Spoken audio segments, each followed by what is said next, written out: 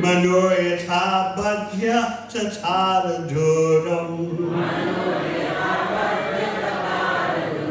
Sevanastastra Bhayaduranta Chatasritanva Vicharopinunam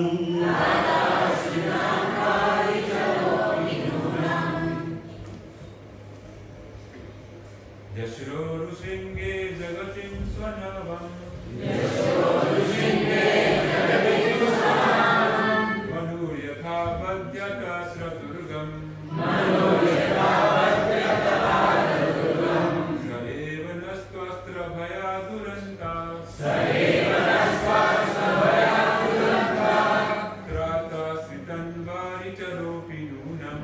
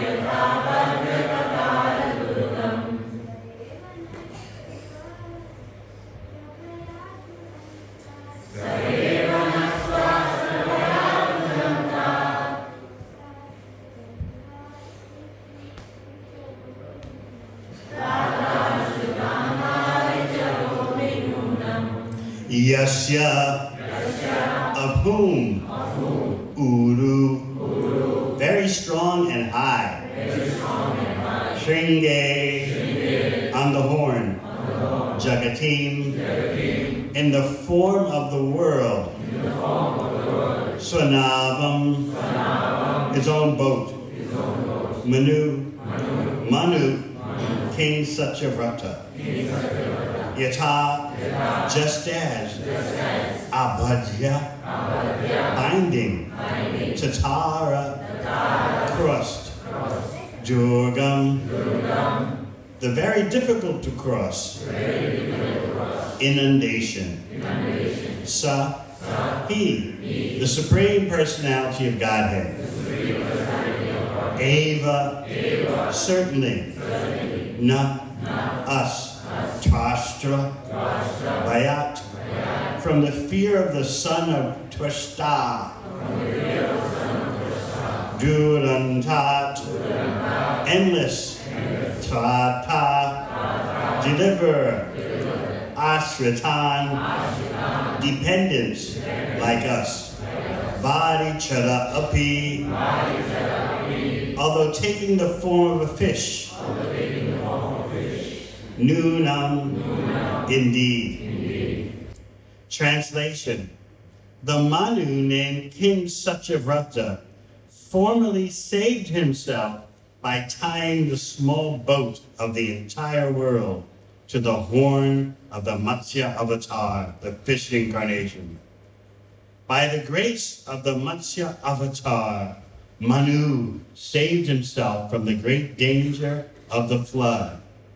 May that same fish incarnation save us from the great and fearful danger caused by the son of Twashta. Text 24. In the beginning of creation, a tremendous wind caused fierce waves of inundating water. The great waves made such a horrible sound that Lord Brahma almost fell from his seat on the lotus into the water of devastation.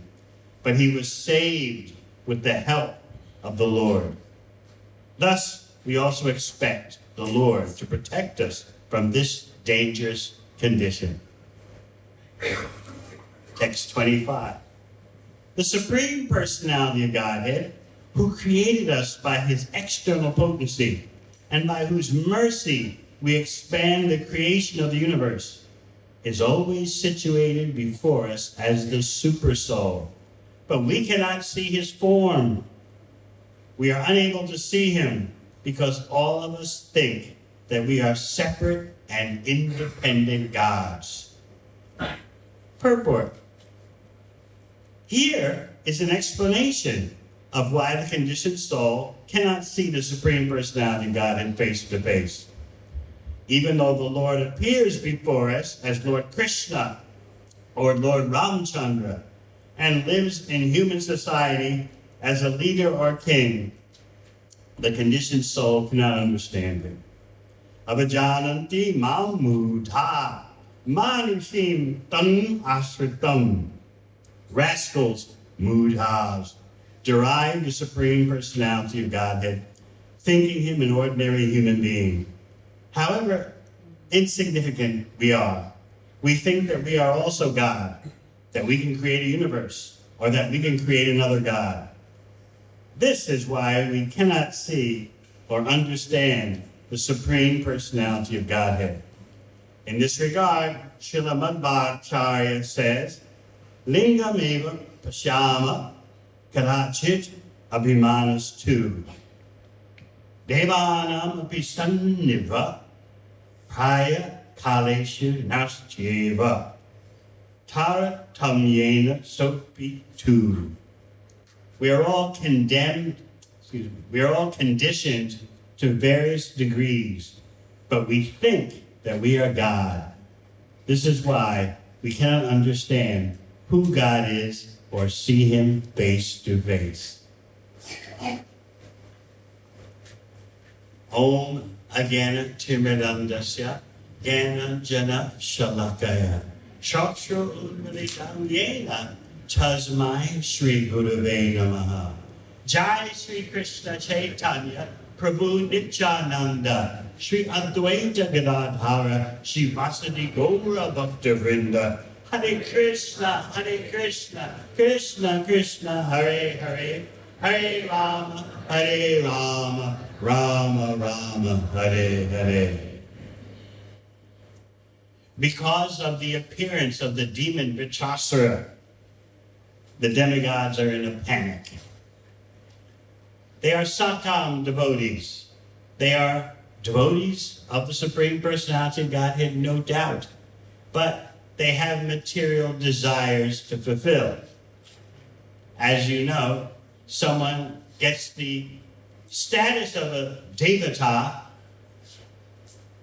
who is a devotee but has a desire to enjoy and to control. In the 5th canto of Śrīmad Bhāgavatam, you may remember, there is a series of verses where the demigods advise all that if we have any punya, any good karma, any pious activities left in our account after our stint in the heavenly planets, we want to be born on earth as a human being. Because the sense gratification in the heavenly planets is thousands of times better than what's available elsewhere, especially compared to earth.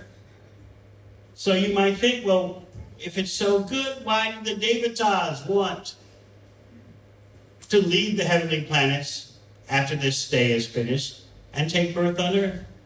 They explain that they understand the purpose of the material universe, from the highest planet to the lowest planet, is all for reviving your connection to Krishna. And the heavenly planets are a difficult place to do that, because they say there's so many distractions. They want to go back to Godhead as expediently as possible, and they think can't be done in the heavenly planets. The path back to Godhead, up from the heavenly planets, through the topmost planets of the universe, up to Brahmaloka, it's a long route. And the chances are most likely that the conditioned soul making that gradual ascent will become so fascinated and bewildered by the heavenly material pleasures and mystic powers. Just like on Siddhaloka, all the residents have the 8 mystic perfections of yoga. There are other planets like of the Vidyadharas who can appear and disappear at will. Even the lower heavenly planets, those of the Gandharvas and Apsaras, they present such delights in music and dance and art that it's very difficult to close your eyes to all that. So the Devatas in the 5th canto of Śrīmad Bhāgavatam say, better be on earth, because after a very short life, you can go back to Godhead. The middle planetary system, where we're at now, is characterized by mixed happiness and distress. Not too much distress so that you're totally obliterated and devastated 24/7. Sometimes it seems like that, but there's always some glimpse of potential happiness and even some moments of fleeting happiness. It's mixed. Whereas in the heavenly planets, you just drown in an inundation of material happiness, although there's also distress there. Krishna tells you that in Bhagavad Gita. Brahma Bhuvana Loka Punarvardhana Arjuna. From the highest planet in the universe, even Brahmaloka, down to the lowest, Krishna says all are places of misery, of repeated birth and death. So is Krishna exaggerating? We probably will think it's not so bad. There are good days and there are bad days. But when compared to the spiritual world, any place in the material realm is unworthy of our habitation. But we're determined to make it worthy, right? It's all up to your talents, your skills, your education, your finances. You can make a go in the material world. You can establish something. You should be ambitious. Be positive, right? Be proactive. manage your personal brand appropriately, and you'll rise. And people will applaud you for that. Oh, you have done so nicely.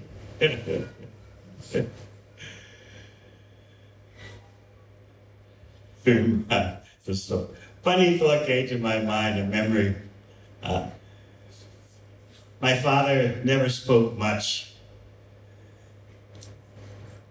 but upon my graduating from university, he said to me, and looking back, I can see that it was a very moving moment for him. His son had just graduated from Yale, and so he was feeling so overwhelmed and proud. And he just said to me, "My son, I have to say, in my life, I couldn't have done better than what you've done." 1 month later, I was in the Devamrita.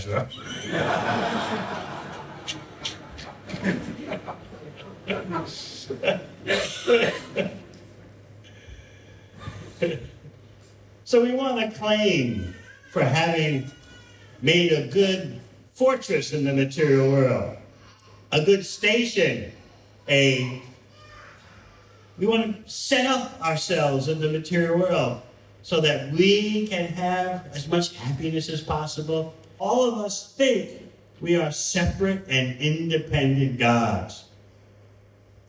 The source of our involvement with the material world begins with anger and envy. Tamishra.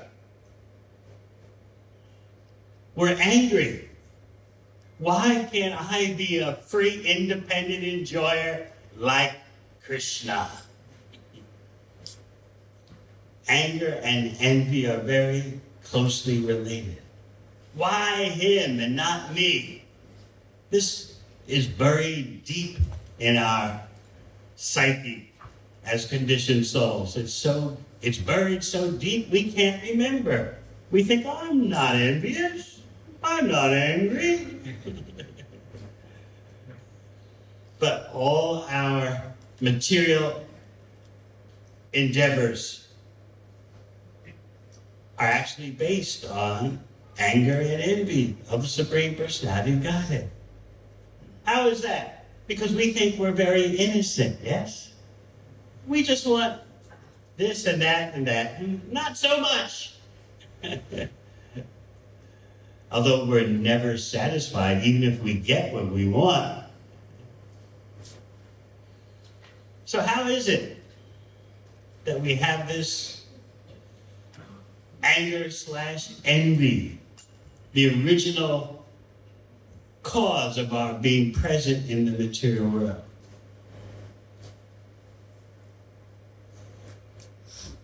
Just think. I often explain this point. We want to enjoy. That's imitating Krishna. But not only do we want to enjoy, but like it or not, as soon as you want to enjoy, you have to control. So there you have it. Ishvara Parama Krishna, Satchidananda Vigraha. Krishna is a supreme controller. But we want to control, at least to some degree, in order to be happy. In other words, the lesson of the material world is that as soon as you try to enjoy, to be happy, you must control to some degree. So what do we tell ourselves?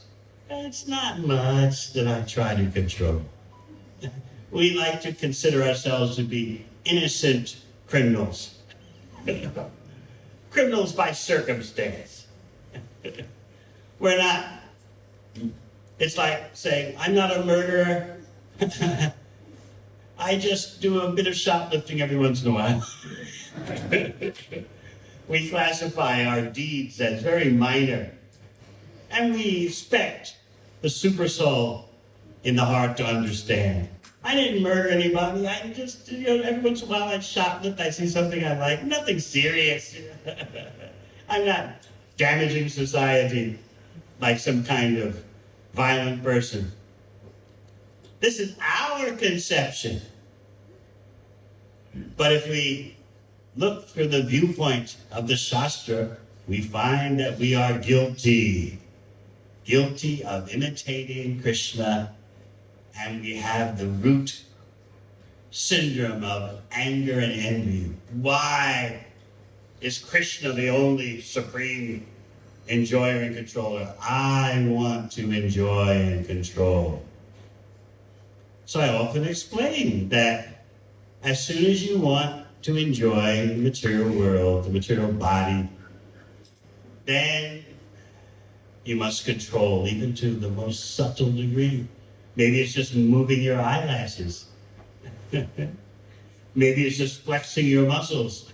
It can be as subtle as that.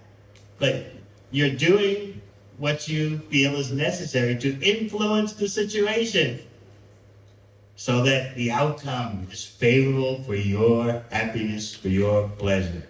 It could be just the way you dress. It's all designed for getting what we want. But it's very subtle. And this is why we present ourselves as not so bad at all. And we can always look at others who are worse, right? And that makes us feel better. But why not be brave? Why not be courageous and look at the original cause of our material existence? I remember in France, devotees were really pressing Srila Prabhupada about how is it possible, if we were originally with Krishna, to turn our back on Krishna. If you got a good thing going, you don't drop it. So they were asking, how is it that we became dissatisfied with Krishna enough to turn our back on him, to turn away? And as soon as you turn away from Krishna, you're in the material realm. A shadowy, dreamy place in which you can hallucinate that you're separate from Krishna and that we are the independent enjoyers and controllers. So they were asking Prabhupada, how could this happen? When you're with Krishna, you're with Krishna. It's like the unlimitedly attractive Krishna. How can you become tired of being with Krishna if you're actually with Krishna? So Prabhupada gave a very interesting example. He said, suppose every day you're getting very nice dal and chapatis.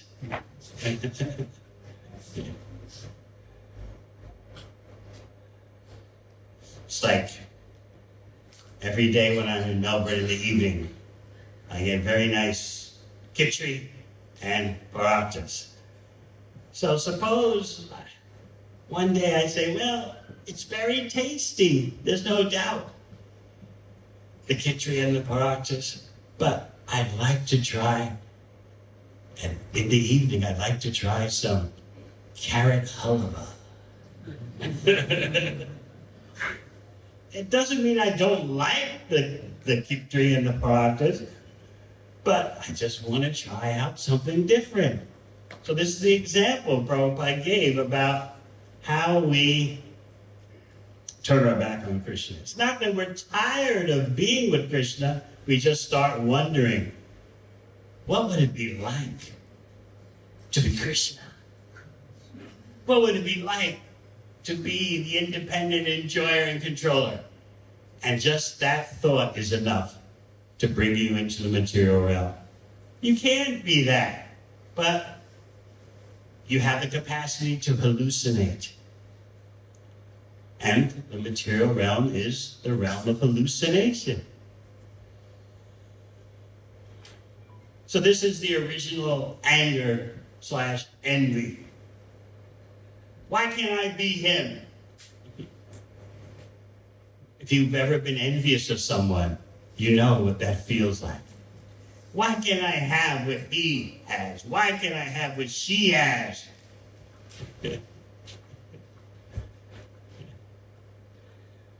It's our materialistic propensity to always try to minimize someone else's position in comparison to us. unless they're our friends, unless they're doing something for us, then, all right, it's okay that you get what you want.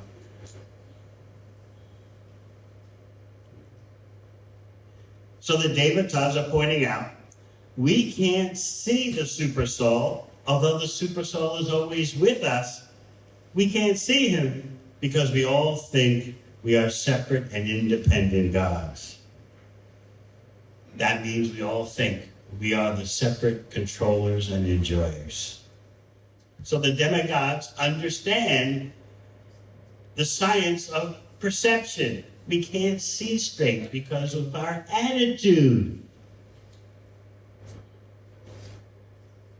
Mundane scholars think that anyone can open the Shastra and just understand what's going on, regardless of your behavior, regardless of your consciousness. They don't understand that the Shastric knowledge is state-specific. That means according to your state of consciousness, that determines what you can understand. How can that be? It would seem that, well, never mind about my behavior. I just pick up the book and I can understand the same thing as a bhakti yogi can understand. What is the difficulty? You're assuming, however, that you are the controller of your perception. And what does Krishna say in Bhagavad Gita? Sarvasya chaha hrivi sanivishto matasmitya kanamapohanam cha. I'm in your heart, and I'm controlling what you can understand, what you forget, what you remember. That's all up to me as the controller of your perception. So this is what it means that our Shastric knowledge is state-specific. If your consciousness is in tamoguna, mode of ignorance, or rajoguna, mode of passion, you can't understand the same thing as someone whose consciousness is in sattvaguna or shuddha sattvaguna, pure goodness. So this is how the affliction of thinking we are the independent controllers and enjoyers, this is how that affliction affects our knowledge. You may recall how in the 17th chapter of Bhagavad Gita, Krishna describes that the three modes of nature affect your beliefs, your concepts, not just your physical behavior. I overate due to the influence of the mode of passion. More than that, your very conceptions, your beliefs, your faith is all a product of the modes of material nature. So the Devatas here understand the problem, but yet they're appealing for something. They want something. That's why they're in their status as Devatas. They know the Supreme Personality of Godhead exists, but they want benefits from him. Now you might say, well, how can you blame the Devatas for turning to the Supreme Personality of Godhead? They're under attack by Vritrasura, a most empowered demon. Of course, Vritrasura is actually a devotee, but he's acting like a demon. And he's so fierce that even the Devatas are afraid. They don't know what to do. So they turn to the Supreme Personality of Godhead, offering prayers, offering glorification. They're very eloquent in expressing their desires. They first start out by saying that everyone's afraid of the time factor, but the time factor itself is afraid of the Supreme Personality of Godhead. Why should someone turn to anyone else for the solution? Doing so is like trying to cross the ocean by holding onto the tail of a dog. If you ever tried that, you might know what would happen. The dog would drown and you'll drown too. As you're holding on to the tail of the dog, and this is described in detail by Vishwanath Chakravarti Thakur, by the way.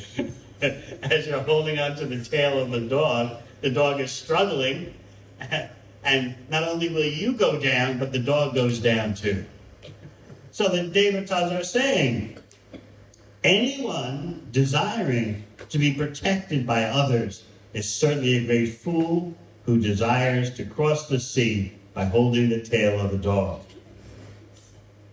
So they're building up their approach to making the request. And that request is going to be, please save us, do something about this demon. They continue. In verse 23, as we heard, they talk about the Matsya avatar who saved Satyavrata Muni, the fish incarnation. In the first canto, it is stated, Deva Tira Naradashu. The Supreme Personality of Godhead appears in so many kinds of forms, as Devatas, as lower animals, as human-like.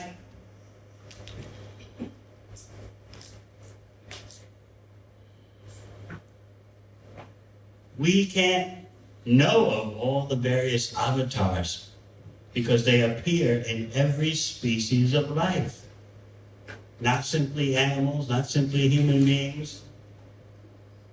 This is how merciful the Supreme Personality of Godhead is. He appears in every species of life and acts in such a way that those in that species will be benefited according to their capacity to understand. Even in human life, the Supreme Personality of Godhead appears himself or sends his representatives, and they speak and teach according to the capacity of the recipients. Just like those who come from a Christian background know or may know that according to their Bible, Jesus tells his followers, there are many things I long to teach you, but your ears can't possibly bear to hear it. And he talks about his Father, in my Father's house. But he gives very scant information about the Father. He's expertly teaching according to the capacity of the audience. In Bhagavad Gita, Krishna has a much more advanced audience. Arjuna is far beyond the level of human beings today. So Krishna in Bhagavad Gita can say much more. So the Devatas are giving you insight as they do a round robin of various ways in the universe that the Supreme Personality of Godhead shows mercy by rescuing his devotees. He did it for Satyavrata Muni. In every day of Brahma, Rupa Goswami explains in Laghu Bhagavatamrita, which is the handbook of the avatars. It explains in detail the science of the avatars. Rupa Goswami says that there are 2 appearances of Matsya avatar in every day of Brahma. So this is the second appearance of Matsya avatar, saving King Satyavrata. And then they even bring in Lord Brahma to bolster their case, to strengthen their case that they're presenting to the Supreme Lord, why you should save us. Remember what happened to Brahma? He's Adi Kavi, the original intellectual of the universe. He was so frightened at the beginning of creation as he sat upon the lotus flower coming from the navel of Garbhodakashaya Vishnu. the waves of the ocean of devastation were so fierce that Brahma was frightened as he almost fell from his perch on the lotus flower. But he was saved with the help of the Supreme Personality of Godhead. So they say, we presented all these cases, and now what? Thus, we also expect the Lord to protect us from this dangerous condition. So again, you might say, well, what's wrong with that? Why should we criticize them? They're turning to the Supreme Lord. And as you know in Bhagavad Gita, Krishna says, Chaturvita bhajante mam jana sukritina arjuna. 4 types of persons approach me.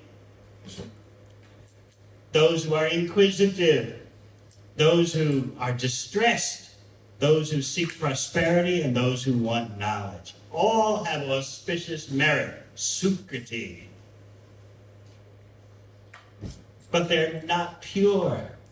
But Krishna assures you that if they stick to the bhakti process, eventually they'll become purified. So in this way, it's not that you can criticize the devatas, it's just that they're not unconditional or pure devotees. So we might wonder, how does this apply to ourselves? If there's danger striking us in whatever way, don't we naturally appeal, oh, Krishna, save me, stop this situation? It seems natural, but Bhagavatam is training us about the existence of a higher level that we should aspire for. Srila Prabhupada taught us that during his own months of pre-departure. Naturally, all the devotees were praying ferociously, fervently. Oh, Krishna, please allow Srila Prabhupada to stay with us. Please cure him. But Prabhupada taught us what he wanted our prayer to be. He was teaching us pure bhakti. He taught us the prayer, my dear Lord Krishna, if you so desire, please cure Srila Prabhupada.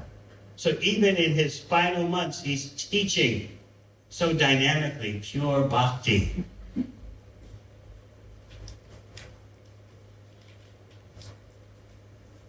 The devatas, no, they're not on that level. But they are devotees. So we should not be intimidated by this kind of standard. Because naturally, most of you are thinking, well, if I'm in a tight spot, if I'm caught between a rock and a hard place, I want Krishna to save me. Otherwise, what's the use in my bhakti? I want a payoff, an insurance policy. Krishna, I serve you today, and when there's a problem tomorrow, you come and save me.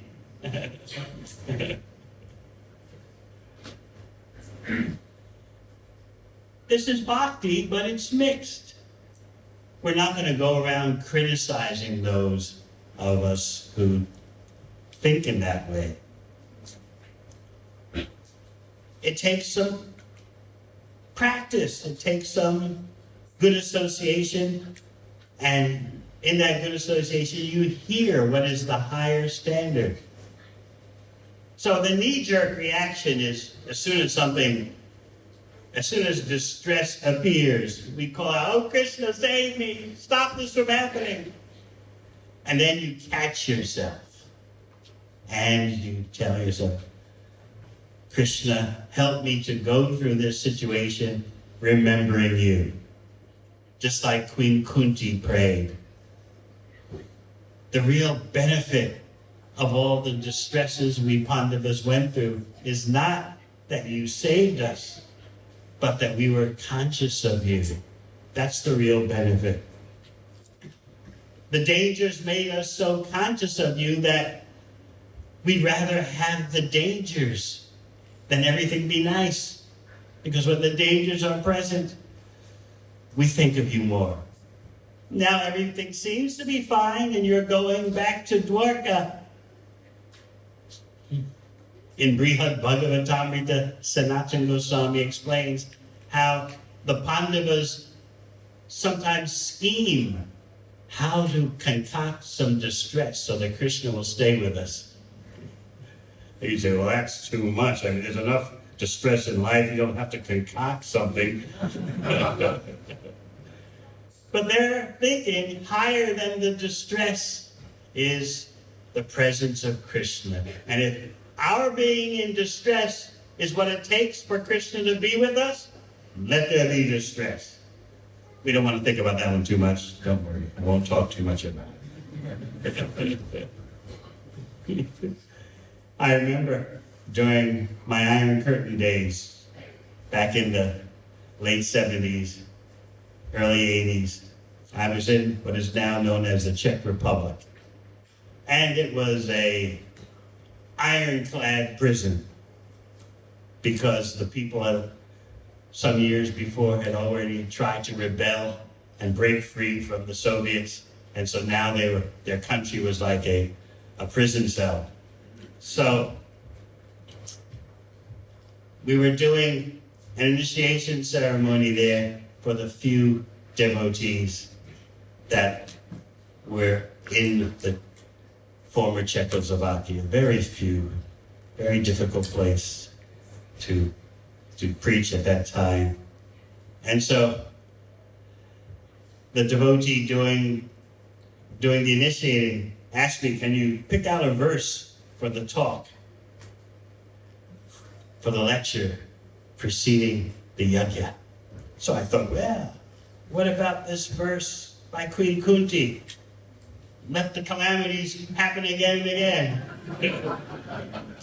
So the devotee said, oh, we don't want them to run away from the yajna. We don't want to scare them. So in the beginning and even in the middle of our spiritual development, we feel it's natural to call out, Krishna, save me. In other words, as Prabhupada would explain, Krishna be my order supplier. But we feel justified in being that way, because I've done some service. So now you can be my order supplier. It's the knee-jerk reaction. What you spontaneously, materially spontaneously, how you spontaneously, materialistically respond due to many bursts of conditioning. The Devatas are upfront about it. They submit their requests. Okay, we've glorified you, Krishna. We've enumerated your glories and how you've saved others. Now, do what you must do. Save us. This is conditional devotional service. And if we want to go to a higher level, we need to be conscious that there is pure love beyond this. Of course, the highest level is revealed by Mahaprabhu in the last verse of the Shikshashtaka.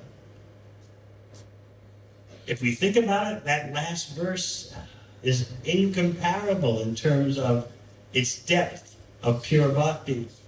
So this is what we want to aspire for. We should know what's up ahead. Just like children going to primary school, they are aware that there's such a thing as the university. They don't understand what goes on at the university. If I ask these little boys right here in the front, they've got their notebooks and pens, and if I ask, what's life like at the university? Yeah? You don't know what life is like at the university, right?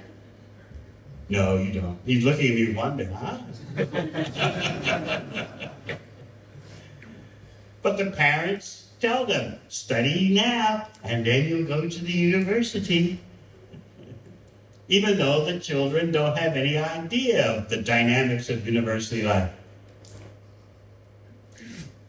But the parents want the children to what? To have that aspiration. Similarly, the spiritual master wants that the devotees at least know about the highest level and develop the aspiration. It's not that we're going to criticize someone that, oh, your wife is very ill and you're praying to Krishna to cure her. That's Maya, Prabhu. This is fanaticism. We're not going to do that.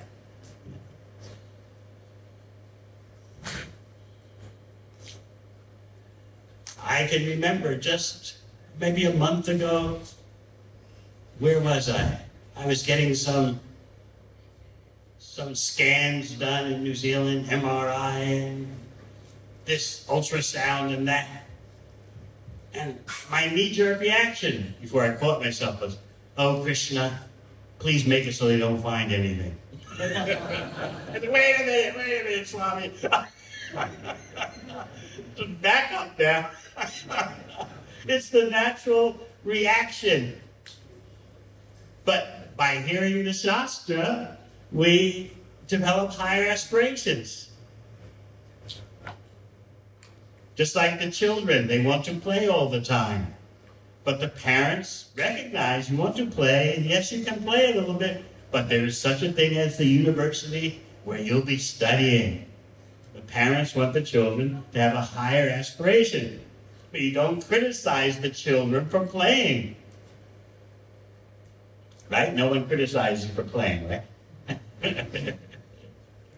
But you know your parents want you to go to the uni, right? They've already told you, right? The only question will be which uni. Is it RMIT, Melbourne Uni, La Trobe, Monash? They want you around home. They don't want you going far away. After I went away to university, my mother said, that's it. I'm not sending another of my children away to university. They got to go to school in our own home city. Mothers, you know that. They're like that. So, Bhagavatam is raising our standard. And the demigods admit we're not on that highest level. Thus, we also expect the Lord to protect us from this dangerous condition. And remember, they've already said, we can't see him because we think we are independent controllers and enjoyers. So that is another tendency, as we spoke about, that we need to watch in ourselves. Remember, we're not innocent. As soon as you want to enjoy, as soon as you want material happiness, you must control, at least to some degree.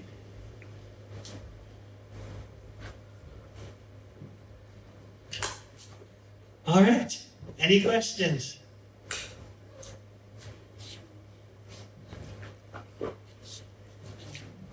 Yes?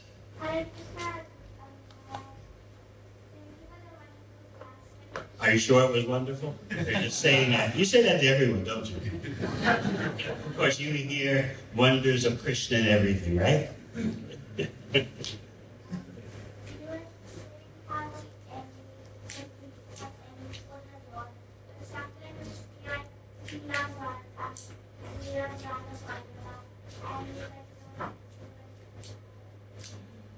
Okay, I heard sometimes, you say that sometimes we are envious of the Supreme Lord, but what was the second part?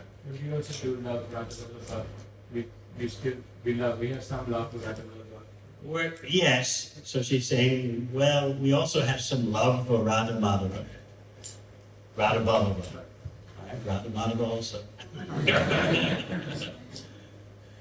You have love for Radha Bhava. I don't. We're mixed in our recuperating stage. We're undergoing therapy to get out of our contamination of independent desires. So there's a mixture. Gradually, the impurities will leave the mixture, and you'll be left with pure devotion.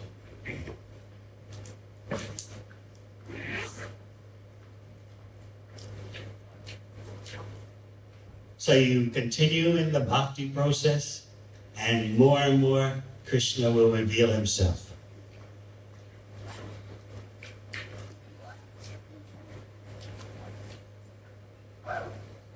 Anything?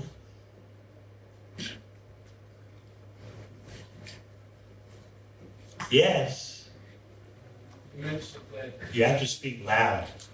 You mentioned that experience the solution after you have to suffer from it.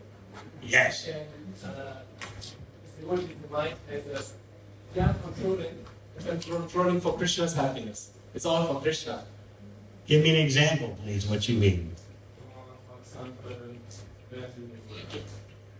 when we go and we do our material duties, we work or study or we buy things. We think it's all for Krishna. And I'm decorating the house for Krishna. I'm doing my work, I'm doing this, and I'm doing all, but it's all for Krishna's happiness. I have a car, but it's for Krishna, like that. It very well may be. So you always check yourself. Is this really for Krishna's pleasure? Or is it for my status as independent enjoyer? And just making that effort shows Krishna you care. And you'll get better and better at it. Krishna's in your heart. Sarvasya chaham hridi sanivishta. He notices you're trying to do things for my pleasure. It may not be perfect at the beginning or at the middle stages, but it's not that Krishna just demolishes you. You're not perfect. You're doing things for my pleasure. That's it. I zap you with a thunderbolt.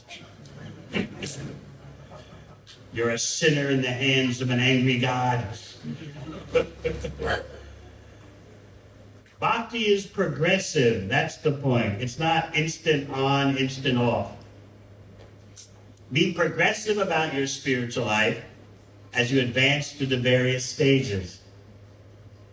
In this way, in spite of our imperfections, we notice that our Krishna consciousness is getting better, miraculously. So yes, what's wrong with thinking, I'm getting this car for Krishna's pleasure, if the car is used to aid your devotional service, to help your family, which is Krishna-centered? What's wrong with that? And you'll become more expert gradually at doing things just for Krishna's pleasure. You see, we have this idea that love is some kind of static condition with a ceiling on it.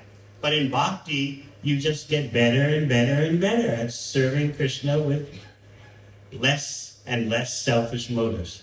Okay? Anything else? Yes? You mentioned we were originally associated with Krishna, but then we turned our face from Krishna to enjoy that carrot halwa example. So once we go back to the Krishna, can it also happen again? How do you explain that? There's always fine print and technical details. It's possible because you're independent, but highly unlikely. You've already been burned, so you won't stick your hand in the fire again. That was Prabhupada's response. What more can I say? He said, it can happen that you choose to return to the material world, but it's highly unlikely. He thought about it for a while. There's always these technicalities, the fine print. In other words, we cannot overlook the point that we are independent because we are part of Krishna. We have that minute independence to choose Krishna or not. This is hard for us to swallow because we want to blame Krishna for our being in the material world and suffering, right? Especially when we take up the bhakti process and suffering still comes. Oh. It's hard to understand, a hard pill to swallow. Oh, Krishna, how could you let this happen to me, your devotee?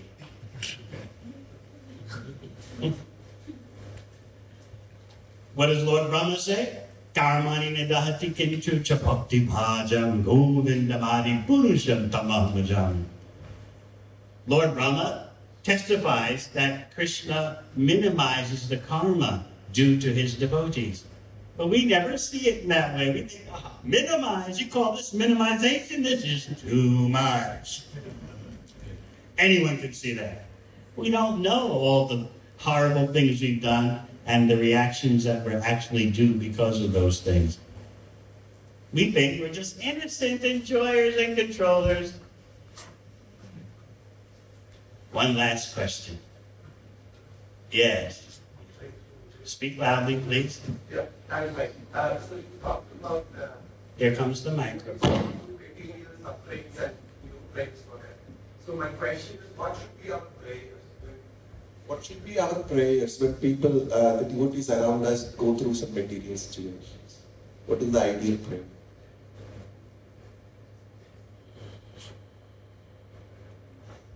There's nothing wrong in our wanting devotees to be free of material difficulties. That's better than simply wanting ourselves to be free from material difficulties. So for the others, we can pray, oh please Krishna, minimize their distress. At the same time, we should keep in mind the level of true bhakti, which is what Prabhupada taught us how to pray for him. My dear Lord Krishna, if you so desire, please cure Srila Prabhupada. We're human beings. Look at Arjuna in the first chapter of Bhagavad Gita. The first chapter of Bhagavad Gita, as I explained last night at our gathering, has an alternative title, The Yoga of Despair. Arjuna was having a nervous breakdown. He was so overwhelmed by his material situation. He's showing you this is what life in this world is like. But he took shelter of Krishna. That's the point. And at the end of Bhagavad Gita, he said, Krishna, I've heard what you've said. I've thought about it. I'll act according to your instruction. Karisye vachanam tava.